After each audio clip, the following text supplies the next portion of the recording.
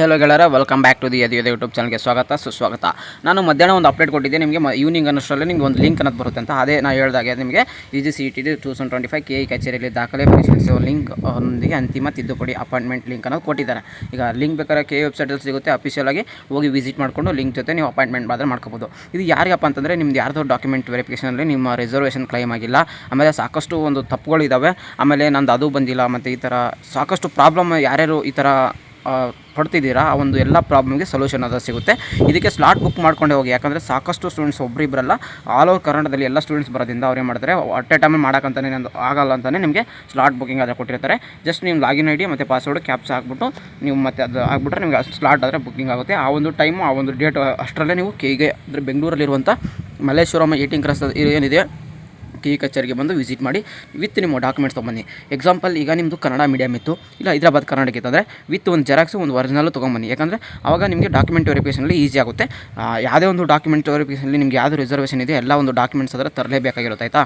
ಯಾವುದೇ ಕಾರಣಕ್ಕೂ ಆಮೇಲೆ ಮಿಸ್ ಮಾಡ್ಕೊಂಬಂದು ನಾನು ಡಾಕ್ಯುಮೆಂಟ್ ವೆರಿಫಿಕೇಷನ್ ಮಾಡಿಸ್ಕೊತೀನಿ ಅಂದರೆ ಡಾಕ್ಯುಮೆಂಟ್ಸ್ ಇಲ್ದಾರೆ ನಿಮ್ಗೆ ಯಾವುದೇ ಕಾರಣಕ್ಕೂ ವೆರಿಫೈ ಆದರೆ ಮಾಡೋದಿಲ್ಲ. ಓಕೆನಾ? ಇದ್ರ ಯಾರ್ಯಾರಿಗೂ ಇನ್ನೂ ಇದು ಒಂಥರ ಗೋಲ್ಡನ್ ಆಪರ್ಚುನಿಟಿ ಅಂತ ಹೇಳ್ಬೋದು. ಯಾಕಂದರೆ ಸಾಕಷ್ಟು ಸ್ಟೂಡೆಂಟ್ಸ್ಗೆ ಆದರೆ ಯಾರ್ಯಾರು ರಿಸರ್ವೇಷನ್ ಕ್ಲೈಮ್ ಮಾಡಿಲ್ಲ ಆ ಒಂದು ವಿದ್ಯಾರ್ಥಿಗಳು, ಆದರೆ ಇದು ಇನ್ನೊಂದು ಸೆಕೆಂಡ್ ಅಟೆಂಪ್ಟ್ ಆದರೆ ಇನ್ನೊಂದು 2ನೇ ಚಾನ್ಸ್ ಆದರೆ ಕೊಟ್ಟಿದ್ದಾರೆ. ಯಾವುದೇ ಕಾರಣಕ್ಕೂ ಮಿಸ್ ಮಾಡ್ಕೊಬೇಡಿ. ಯಾಕಂದರೆ ಇದು ರಿಸರ್ವೇಷನ್ ತುಂಬಾ ಇಂಪಾರ್ಟೆಂಟ್ ಆಗುತ್ತೆ ನಿಮ್ಮ ಒಂದು ಆಪ್ಷನ್ ಎಂಟ್ರಿ ಟೈಮಲ್ಲಿ.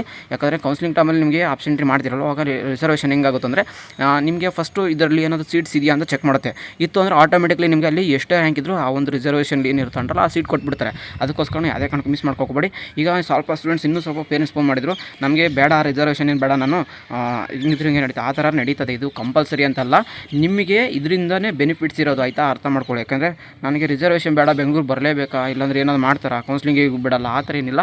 ಕೌನ್ಸ್ಲಿಂಗಿಗೆ ಇದಕ್ಕೇನು ಸಂಬಂಧ ಇಲ್ಲ. ಯಾಕಂದರೆ ರಿಸರ್ವೇಷನ್ನು ಬಂದಿರೋದು ನಿಮಗೆ ನಿಮ್ಮ ಒಳ್ಳೆ ರೀತಿ, ಅಂದರೆ ನಿಮಗೆ ಅದರಿಂದ ಸೀಟ್ ಸಿಗುತ್ತೆ, ಅದರಿಂದ ಲಾಭ ಇದೆ. ಅದಕ್ಕೋಸ್ಕರ ನಿಮಗೆ ಹೇಳ್ತಿರೋದು. ಆಮೇಲೆ ಇದು ಮ್ಯಾಂಡ್ರೇಟ್ರಿ ಕಂಪಲ್ಸರಿ ಆ ಥರ ಇಲ್ಲ, ಸ್ಟೂಡೆಂಟ್ಸ್ಗೆ ಹೆಲ್ಪ್ ಆಗಲಿ ಅಂತಲೇ ಇರ್ತಿರೋದು ಇದು. ಎಲ್ಲರೂ ಹೋಗಿ ಬೇಗನೆ ಹೋಗಿ ಲಿಂಕ್ ಜೊತೆನೇ ಕ್ಲಿಕ್ ಮಾಡಿಕೊಂಡು ಅಪಾಯಿಂಟ್ಮೆಂಟ್ ತೊಗೊಂಡು ಹೋಗಿ ಎಲ್ಲರೂ ರಿಸರ್ವೇಷನ್ ಕ್ಲೈಮ್ ಮಾಡ್ಕೊಳ್ಳಿ. ಎಲ್ಲರಿಗೂ ಆಲ್ ದ ಬೆಸ್ಟ್. ಮತ್ತು ನಿಮ್ಗೆ ಏನಾದರೂ ಡೌಟ್ಸ್ ಇತ್ತು ಅಂದರೆ ಕಮೆಂಟ್ ಬಾಕ್ಸಲ್ಲಿ ಹಾಕಿ, ಖಂಡಿತ ತಿಳಿಸ್ತೀನಿ. ಆಲ್ರೆಡಿ ನಿಮಗೆ ಯಾವುದು ಸೀಟ್ ಹಂಚಿಕೆ ಮಂಥನ ಕಾರ್ಯಕ್ರಮದ ಬಗ್ಗೆ ಏನು ಹೇಳಿದ್ದೀನಿ.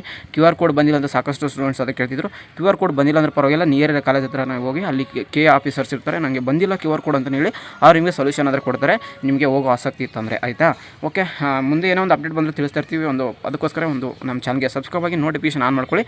ಪಟ್ ಅಂತ ವಿಡಿಯೋ ಬಂದ ತಕ್ಷಣ ನೋಟಿಫಿಕೇಷನಲ್ಲಿ ನೀವು ವಿಡಿಯೋ ಅದು ನೋಡ್ಬೋದಾಗಿರುತ್ತೆ. ವಾಟ್ಸಪ್ ಗ್ರೂಪಲ್ಲಿ ಕೂಡ ಜಾಯ್ನ್ ಆಗ್ಬೋದು. ಲಿಂಕ್ ಬೇಕಾದ್ರೆ ಡಿಸ್ಕ್ರಿಪ್ಷನ್ ಬಾಕ್ಸಲ್ಲಿ ಮತ್ತು ಕಮೆಂಟ್ ಬಾಕ್ಸಲ್ಲಿ ಪಿನ್ ಮಾಡಿರ್ತೀನಿ. ಸಿಗೋಣ ಗಾಯ್ಸ್ ನೆಕ್ಸ್ಟ್ ವಿಡಿಯೋದಲ್ಲಿ. Have a good day, take care, love you, tata, bye.